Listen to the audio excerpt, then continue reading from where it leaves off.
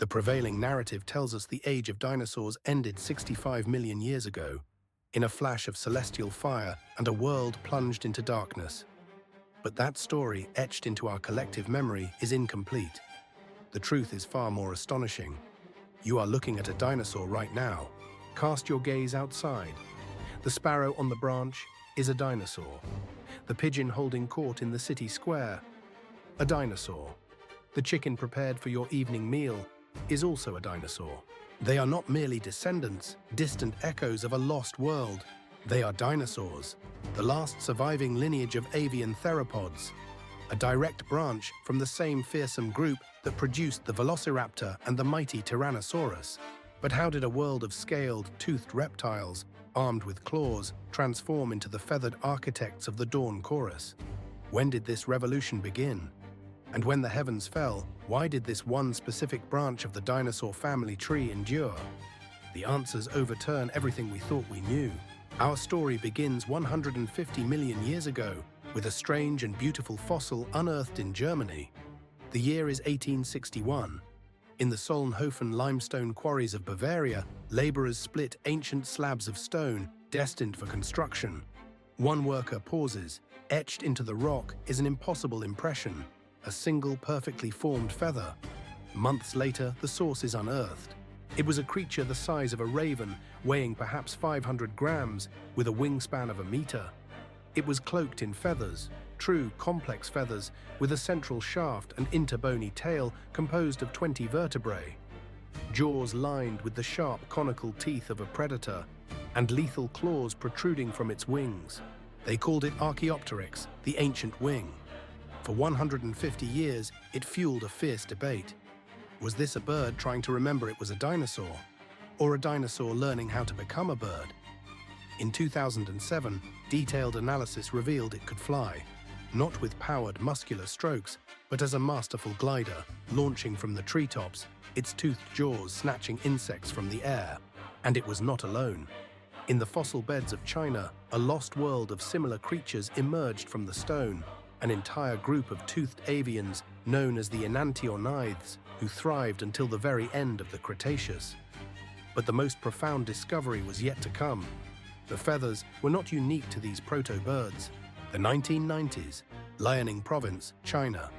Lakebed deposits, 125 million years old, yield fossils of stunning clarity. Here, paleontologists found small theropod dinosaurs, cousins of Velociraptor, and their soft tissues were preserved. They were not covered in scales, they were covered in feathers. From the 1-meter-long predator Sinosauropteryx onwards, the evidence was undeniable. The line between bird and dinosaur had not just been blurred, it had been erased. The story of feathers was not a story of the invention of flight, but a far older, more complex saga written across the entire dinosaur family. It reveals that the titans of the past never truly vanished. They simply changed their form, adapted their song, and took to the sky. The familiar image of the dinosaur, a creature of scale and reptilian might, is a ghost, a fiction of our own making. The truth, unearthed from the silent stone, is far stranger and far more beautiful. It begins not with a roar, but with a whisper of down, a body cover. Meet Caudipteryx, an animal the size of a modern turkey, which roamed the early Cretaceous. Its body was a canvas of fluff, but its short arms bore a startling secret. Long, symmetrical feathers arranged into wings. Yet these wings could never lift it from the earth. They were not for flight, they were for spectacle. Elaborate fans waved in courtship rituals, a silent, feathered language spoken between mates. And it was not alone. From the same ancient world emerged Epidexipteryx, a creature defined by its own vanity. From its tail erupted 4 lance, no function in locomotion. They were instruments of pure beauty, extravagant streamers trailing a creature that walked but could not fly. For decades, these were seen as bizarre exceptions. But in 2007, a discovery sent shockwaves through the world of paleontology. The subject was an icon of prehistoric terror. Velociraptor. A fossilized ulna, a bone from its forearm, was found to be dotted with a series of small bumps. They were unmistakable. They were quill knobs, the anchor points where large feathers lock into the bone. The evidence was absolute. Upon each forelimb, Velociraptor sported at least 14 prominent flight feathers. The naked, scaly monster of cinema was a myth. In its place stood a predator cloaked entirely in feathers, a swift, intelligent hunter the size of a large turkey, but with the profile of a formidable bird of prey. Yet the most profound revelation was still buried, waiting. It would be called Microraptor, a small dinosaur barely 70 centimeters from nose to tail, weighing a single kilogram. And it possessed not 2 wings, but 4. Its front limbs were adorned with long aerodynamic feathers, a familiar sight. But astonishingly, its hind legs were too. It was a creature of 4 wings and a fanned tail, a living biplane forged by nature. Thanks to the microscopic fossilized structures of its melanosomes, we even know its color, a deep iridescent black shimmering with the same spectral sheen as a modern raven.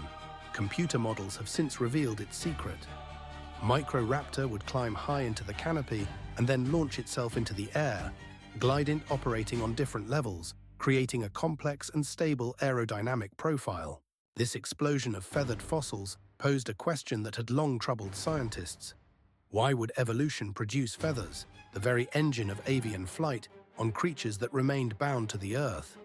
The answer, when it came, was elegantly simple, and it redefined our understanding of the dinosaur world. Thermoregulation. These were not sluggish, cold-blooded reptiles. Small predatory dinosaurs, in particular, were warm-blooded, with the fast metabolism and high activity levels to match. They hunted day and night, in sun and in cold, and to fuel that internal fire, they needed to conserve heat. Feathers provided the perfect lightweight insulation. From this practical necessity, beauty blossomed. Insulation became ornamentation.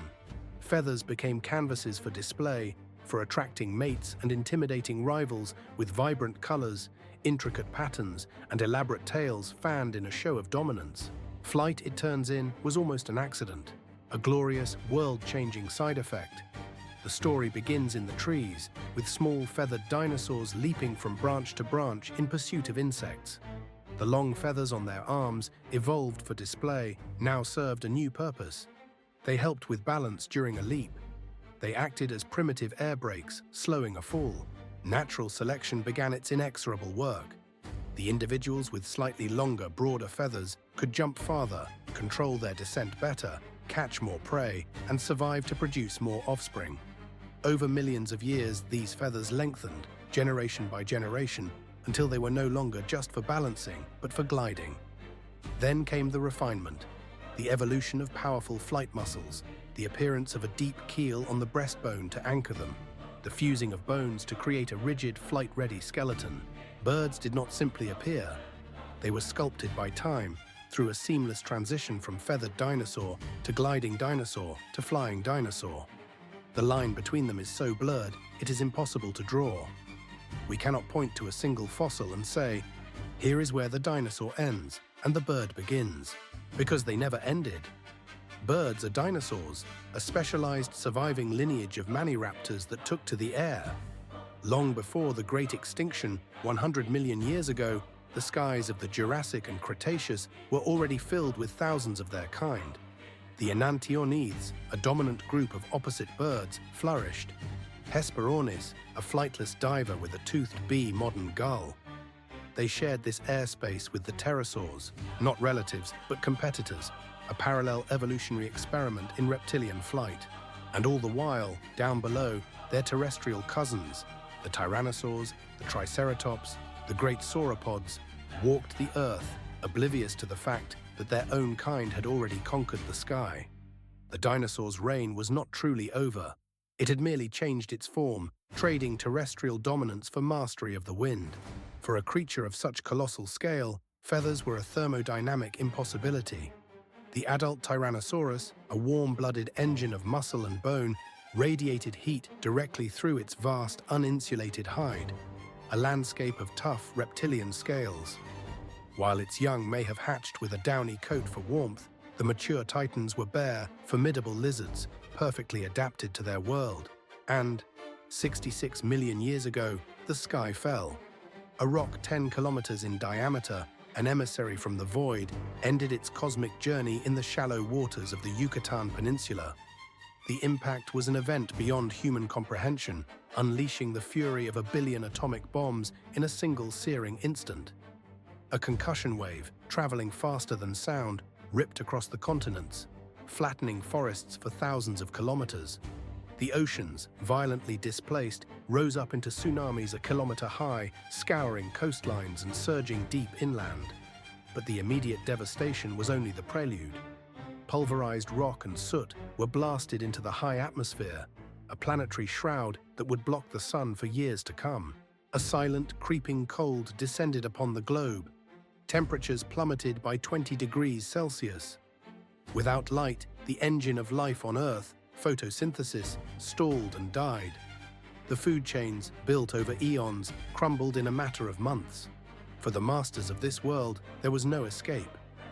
Any non-avian dinosaur weighing more than 20 kilograms was handed a death sentence.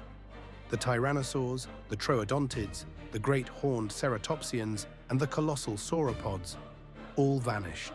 Their reign was over. The sky, too, was emptied of its giants. The pterosaurs, masters of flight for over 100 million years, could not find sustenance in the dying world. Even among the birds, the dominant enantiorniths, the toothed, claw-winged birds of the Cretaceous, were almost entirely wiped out. But life is tenacious. In the wreckage of the old world, a few survivors endured. They were small, unassuming, and omnivorous. They were the ground dwellers, the ancestors of our ducks, geese, and chickens. They ate what they could find in the twilight world: seeds, larvae, the carrion of the fallen giants. They hid in burrows, weathering the long winter that claimed the Titans. From the ashes of a global catastrophe, 4 distinct lineages of birds would emerge to reclaim the planet. The Paleognathai, ancestors of the ostrich and emu. The Anseriforms, forerunners of ducks and geese. The Galliforms, the lineage of chickens and pheasants. And the vast, sprawling group known as Neoaves, which would eventually give rise to all other modern birds. 1 million years after the impact, the planet began to heal. And into the vast, empty niches left by the dinosaurs, the birds exploded. An evolutionary renaissance took flight. New predators emerged: owls, hawks, and eagles claiming the skies. The waters were repopulated by pelicans, gulls, and penguins. And the forests, once silent, filled with the complex melodies of songbirds, sparrows, tits, and nightingales. 50 million years later, birds had become the most diverse group of terrestrial vertebrates on Earth, a status they hold to this day. 10,000 species, a breathtaking spectrum of life, from the 2-gram bee hummingbird to the 150-kilogram African ostrich, from the emperor penguin in the Antarctic abyss to the macaw in the rainforest canopy.